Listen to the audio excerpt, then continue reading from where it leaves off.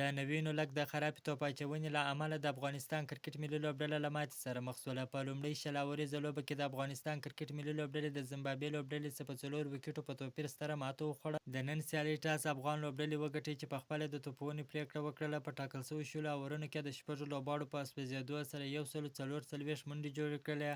په دغه سیالۍ کې د افغانستان توپونکو ډېره خرابه توپونه ترسره کړله، په خاصه توګه رحمان الله ګربز، صدیق الله اتل، حضرت الله زازي چې سر په سر خپلې وکټې د لاسه ورکړلې.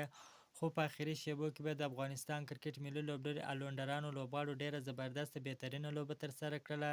داسې کریم جنت، محمد نبي، عیساخیل ډېره ښایسته لوبه وکړله چې کریم جنت 450 منډې جوړې کړې، داسې محمد نبي عیساخیل بیا 440 منډې جوړې کړې. د 145 منډو هدف په تعقیب کې د زیمبابوې لوبډلې هم ډېره زبردسته بهترینه توپونه وکړله چې په پوره شلو اورونو کې یا د هدف ترلاسه کړي چې افغانستان لوبډلې ته په 4 وکټو په توپیر ستره ماته ورکړله.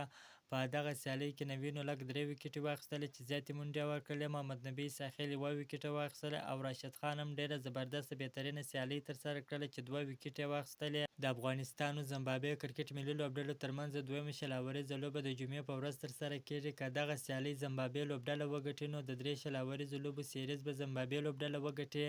که افغانستان وګټي سیریز به 1-1 مساوي روان سي. نو انشاءالله افغانستان به په دویمه سیالۍ کې ښه لوبه ترسره کوي. افغان لوبډلې په نن سیالۍ کې ډېره خرابه توپونه او داسې په آخري شیبو کې ډېره خرابه توپ اچونه وکړه.